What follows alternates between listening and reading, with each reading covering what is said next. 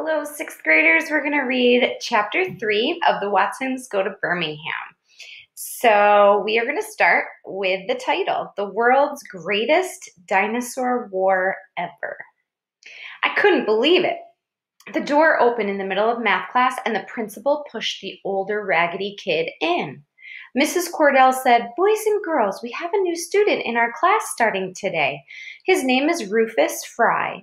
Now I know all of you will help make Rufus feel welcome, won't you?" Someone sniggled. "Good. Rufus, say hello to your new classmates, please." He didn't smile or wave or anything. He just looked down and said real quiet, "Hi." A couple of girls thought he was cute because they said, "Hi, Rufus. Why don't you sit next to Kenny and he can help you catch up with what we're doing," Mrs. Cordell said. I couldn't believe it. I'd wanted my personal saver to be as far away from me as he could get. I knew when you had two people who were going to be teased a lot and they were close together, people didn't choose one of them to tease. They picked on both of them. And instead of picking on them the normal amount, they picked on them twice as much. Mrs. Cordell pushed the new kid over to the empty seat next to me. "Kenny, show Rufus where we are in the book." I watched the new kid sideways. He said, "Kenny, I thought they said your name was Poindexter." The class cracked up, part from his country style of talking and part from laughing at me. I could tell that even Mrs. Cordell was fighting not to break out laughing. Though he was looking friendly when he said this, I kind of knew it had to be teasing, because whoever heard of anybody's mama giving them a name like Poindexter? When he sat down next to me, I tried to imitate Byron's death stare. But it didn't work because the kid smiled at me real big and said, "My name's Rufus. What are we doing?" "Times tables." "That's easy. You need some help?" "No," I said, and scooted around in my chair, so all he could do was look at my back. This guy was real desperate for a friend because even though I wouldn't say much back to him, he kept jabbering away at me all through class. When lunchtime came, he followed me outside right to the part of the playground where I sit to eat. He forgot about bringing a lunch, so I gave him one of Mama's throat-choking peanut butter sandwiches and let him eat the last half of my apple. He really was a strange kid. He only ate half the sandwich and folded the rest up in the waxed paper, and when I handed him the apple, he even ate the spots where you could see my teeth had been. He didn't even wipe the slob off first. And man, this kid could really talk. He was yakking a mile a minute, saying stuff like, "Your mama sure can make a good peanut butter sandwich, and how come these kids is so darn mean?" Then he said something that made me get all funny and nervous inside. He said, "How come your eyes ain't looking the same way?" I looked to see if maybe this was the start of some teasing, but he looked like he really wanted to know. He wasn't staring at me either. He was kind of looking down and kicking at the dirt with his raggedy shoes. "It's a lazy eye." He stopped kicking the dirt and said, "Don't it hurt?" "No." He said, "Oh," and then kicked a little more dirt and hollered out, "Oh boy, look at how fat that there is." "What?" "You don't see that squirrel?" he asked me and pointed up at a tree across the street. "That sure is one fat, dumb squirrel." I looked at the squirrel. It didn't look fat or dumb to me. It was a regular old squirrel sitting on a branch, chewing on something. "How come you think it's dumb?" "Well, what kind of squirrel sits out in the open like that with folks all around him? That squirrel wouldn't last 2 seconds in Arkansas. I'd have picked him off as easy as nothing." The new kid pointed at the squirrel like his finger was a gun and said, "Bang! Squirrel stew tonight." "You mean you shot a gun before?" "Ain't you?" "You mean you really ate a squirrel before?" "You ain't?" "A real gun?" "Just a .22. "How's a squirrel taste?" "It tastes real good." "You mean you really shoot 'em with real bullets and then you really eat 'em?" "Why else shoot 'em?" "Real squirrels like that one?" "Not that fat and not that stupid. I guess all the fat, stupid ones been got already.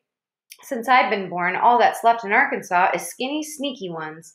I think them Michigan squirrels is worth 2 Arkansas ones." "You aren't lying." He raised his hand and said, "I swear for God, ask Cody." "Who?" The little shrunk-up version of the new kid was standing by himself against the fence that runs around Clark, watching us. The new kid waved at him, and his little brother came running over. The big one pointed over at the squirrel. "Cody, look at there." Cody laughed and said, "Oh boy, that sure is a fat squirrel. Think you could pick him off from here?" Cody pointed his finger like it was a gun and said, "Bang, squirrel stew tonight." I couldn't believe this little kid had shot a gun too. You shot a real gun? Just a 22? With real bullets? The little one looked at his big brother to see why I was asking all this stuff. It seemed like they were trying to be patient with me, like I was a real dummy or something. The older one said, "Tell him. Yeah, it was real bullets. What else are you going to shoot out a gun?" I still didn't believe them, but the bell rang and lunch was over. I knew he didn't think I noticed, but the big kid gave his little brother the other half of my sandwich. I guess both of them had forgot about lunch. This savor stuff wasn't going anything like it was supposed to. Rufus started acting like I was his friend. In the morning on the bus, he'd always come sit next to me, and Mrs. Cordell put his regular seat next to mine in school. Every day at lunchtime, he followed me out to the playground and ate half of my second sandwich, then sneaked the other half to Cody. He even found out where we lived and started coming over every night around 5:30. I didn't mind him coming over to play because both our favorite game was playing with the little plastic dinosaurs that I had, and you couldn't really have any fun playing by yourself. That was because someone had to be the American dinosaurs and someone had to be the Nazi ones. Rufus didn't even mind being the Nazi dinosaurs most of the time, and it was okay playing with him because he didn't cheat and didn't try to steal my plastic monsters. The only other guy I used to play with was L.J. Jones, but I quit playing with him when a lot of my dinosaurs started disappearing. I've got about 1 million of them, but before L.J. started coming over, I had 2 million. It's kind of embarrassing how L.J. got them from me. At first, he'd steal them 1 or 2 at a time, and I asked Byron what I should do to stop him. Bi said, "Don't sweat it, punk. The way I figure it, 1 or 2 of them stupid little monsters ain't a real high price for you to pay to get someone to play with you." But LJ wasn't satisfied with doing 1 or 2. I guess he wanted a raise. So one day he said to me, "We should stop having these little fights all the time. We need to have one great big battle." "Yeah, we could call it the world's greatest dinosaur war ever," I said, "but I get to be the Americans." I should have known something was fishy when LJ said, "Okay, but I get first shot." Most of the time, it always took a big fight to decide who had to be the Nazis. I started setting up my dinosaurs, and LJ said, "This ain't right. If this really is the world's greatest dinosaur war ever, we need more monsters. You should go get the rest of them." He was right. If this was going to be a famous battle, we needed more fighters. "Okay, I'll be right back," I said. This wasn't going to be easy. I wasn't allowed to take all of my dinosaurs out at once because Mama was afraid I'd lose most of them, especially because she didn't trust LJ. Every time he'd come over, she'd tell me, "You watch out for that boy. He's a little too sneaky for my taste." I had a plan, though. I'd go upstairs and drop the pillowcase I kept my dinosaurs in out of the window. I wasn't so stupid that I'd drop them down to LJ. I'd drop them out to the other side of the house and then run around to get them. My plan worked perfect. After I went and picked up the pillowcase, I set up my dinosaurs and LJ set up the Nazis, and we started the battle. He took first shot and killed about 30 of mine with an atomic bomb. My dinosaur shot back and got 20 of his with a hand grenade. The battle was going great. Dinosaurs were falling right, left, and center. We had a great big pile of dead dinosaurs off to the side and had to keep shaking more and more reinforcements out of the pillowcase. Then in the middle of one big fight, LJ said, "Wait a minute, Kenny, there's something we forgot about." I was ready for a new trick. I knew LJ was going to try to get me to go away for a minute so he could steal a bunch of my monsters. I said, "What?" "These dinosaurs have been dropping atom bombs on each other. Think about how dangerous that is." "How's it dangerous?" LJ said, "Look." He made one of his brontosauruses run by the pile of dead dinosaurs, and when it got 2 steps past them, it started shaking and twitching and fell over on its side, dead as a donut. LJ flipped him on the dead dinosaur pile. I said, "What happened to him?" "It was the radioactiveness. We got to bury the dead ones before they infect the rest of the live ones." Maybe it was because we had such a great war going on and I was kind of nervous about who'd win, but this stupid stuff made sense. So instead of digging each one of the 100 dead dinosaurs a grave, we dug one giant hole and buried all the radioactive ones in it. Then we put a big rock on top so no radioactivity could leak out. This really was the world's greatest dinosaur war ever. We fought and killed dinosaurs for such a long time that we had to make 2 more graves with 2 more big rocks on top of them. LJ finally pulled the trick I knew he was going to, but he did it so cool that I didn't even see it coming. "Kenny, you ever been over in Banky and Larry Dunn's fort?" LJ knew I hadn't. Uh-uh. I found out where it is. Where? You want to come see it? Are you crazy? They ain't there. This is Thursday night. They're up at the community center playing ball. Really? Well, if you're too scared, I knew this was a worm with a hook in it, but I bit anyway. I'm not scared if you aren't. Let's go. I figured the trick would come in right here, so I kept a real good eye on LJ while we put my monsters back in the pillowcase. When we were done, I sneaked a look at his back pockets because I knew when he stole dinosaurs, he put them back there or in his socks. From the way his pockets were sticking out, it looked like he had one Tyrannosaurus Rex and one Triceratops. I couldn't tell how many he had in his socks. I figured this wasn't too bad a price for as much fun as we'd had. LJ was talking a mile a minute. They even got some books with ladies. You ever seen a lady? Yeah, lots of times. I had to. Byron had borrowed lots of magazines from Buphead's library. I knew LJ didn't believe me, though. For some reason, if you were famous for being smart, no one thought you'd ever looked at that type of book. LJ said, "You got to be in the house by 7, don't you?" "Yeah." "Okay, we better hurry before it gets too late." After I'd sneaked the dinosaurs back into the house, we ran off toward Banky and Larry Dunn's secret fort. It wasn't until 9 o'clock at night when I was in bed that a bell went off in my head. I'd forgotten all about the radioactive dinosaurs. I put on my tennis shoes, got my night reading flashlight, climbed out the back window, and went down the tree to the backyard. I got to the battleground and saw the 3 radioactive graves.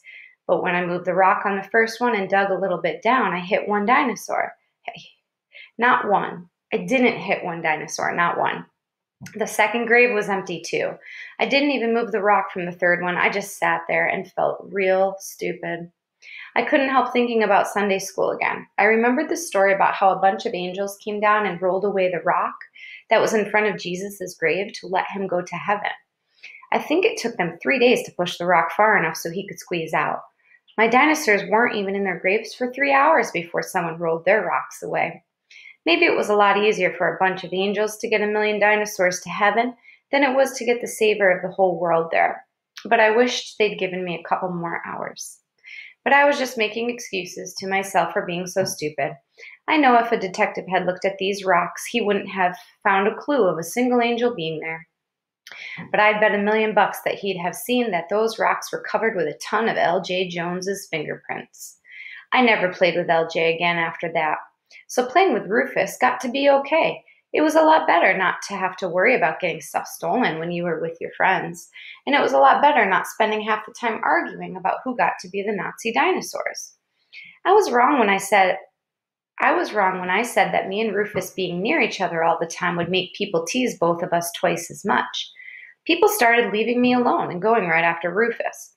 It was easy for them to do because he was kind of like me. He had 2 things wrong with him, too. The first thing wrong with Rufus was the way he talked. After he said that "hiya, y'all" stuff on the bus, he got to be famous for it, and no matter how much he tried to talk in a different way, people wouldn't let him forget what he'd said. The other thing wrong with him was his clothes. It didn't take people too long before they counted how many pairs of pants and shirts Rufus and Cody had. That was easy to do because Rufus only had 2 shirts and 2 pairs of pants, and Cody only had 3 shirts and 2 pairs of pants. They also had 1 pair of blue jeans that they switched on and off. Some days Rufus wore them, and some days Cody rolled up the legs and put them on. It's really funny how something as stupid as a pair of blue jeans can make you feel real bad, but that's what happened to me. We had been sort of secret friends for a couple of weeks before people really started getting on them about not having a bunch of clothes. Me and Rufus and Cody were on the bus right behind the driver one day when Larry Dunn walked up to our seat and said, "Country Cornflake, I noticed how you and the Little Flake switch off on them pants, and I know Fridays is your day to wear 'em. But I was wondering if the same person who gets to wear the pants gets to wear the drawers that day, too." Of course, the whole bus started laughing and hollering. Larry Dunn went back to his seat real quick before the driver had a chance to tell anybody the secret he knew about Larry's mama. I looked over at Cody. He had the blue jeans on today and was pulling the waist out to check his underpants. Maybe it was because everybody else was laughing. Maybe it was because Cody had such a strange look on his face while he peeked at his underpants.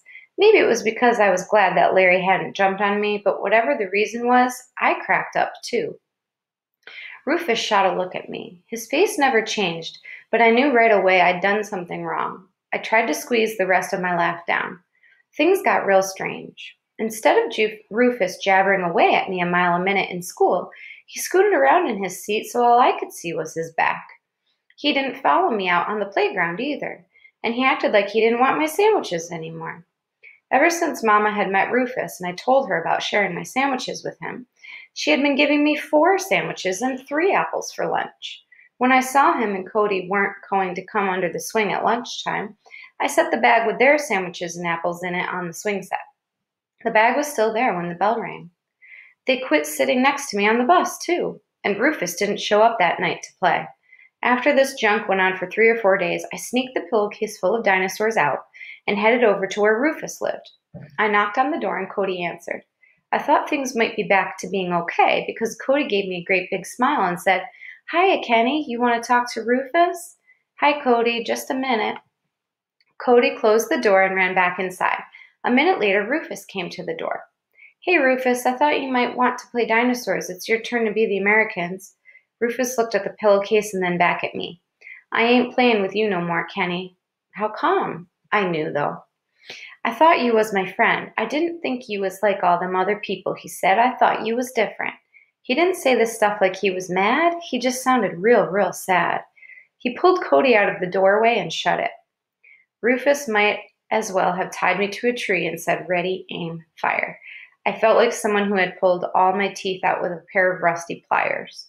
I wanted to knock on his door and tell him I am different, but I was too embarrassed, so I walked the dinosaurs back home. I couldn't believe how sad I got. It's funny how things could change so much and you wouldn't notice. All of a sudden, I started remembering how much I hated riding the bus. All of a sudden, I started remembering how lunchtime under the swing set alone wasn't very much fun. All of a sudden, I started remembering that before Rufus came to Flint, my only friend was the world's biggest dinosaur thief, L.J. Jones. All of a sudden, I remembered that Rufus and Cody were the only 2 kids in the whole school, other than Byron and Joey, that I didn't automatically look at sideways. A couple of days later, Mama asked me to sit in the kitchen with her for a while. "How's school?" "Okay." I knew she was fishing to find out what was wrong and hoped it wouldn't take her too long. I wanted to tell her what I'd done. "Where's Rufus been? I haven't seen him lately." It was real embarrassing, but tears just exploded out of my face. And even though I knew she was going to be disappointed in me, I told Mama how I'd hurt Rufus's feelings. "Did you apologize?" "Sort of, but he won't let me talk to him." "Well, give him some time and then try again." "Yes, Mama." The next day after school, when the bus pulled up at Rufus's stop, Mama was standing there. When Rufus and Cody got off, they said, "Hi, Mrs. Watson," and gave her their big smiles. The 3 of them walked towards Rufus's house. Mama put her hand on Rufus's head while they walked. Mama didn't say anything when she got home, and I didn't ask her, but I kept my eye on the clock. At exactly 5:30, there was a knock, and I knew who it was, and I knew what I had to do. Mama and Joey were in the living room when they heard the knock. Everything there got real quiet. Rufus and Cody were standing on the porch, smiling a mile a minute. I said, "Rufus, I'm sorry." He said, "That's okay." I wasn't through, though. I really wanted him to know. I am different. He said, "Shoot, Kenny, you think I don't know? Why you think I came back? But remember, you said it's my turn to be the Americans." People started moving around in the living room, I guess. Again, I guess I should have told Mama that I really appreciated her helping me get my friend back, but I didn't have to. I was pretty sure she already knew. All right, I'll see you for chapter 4.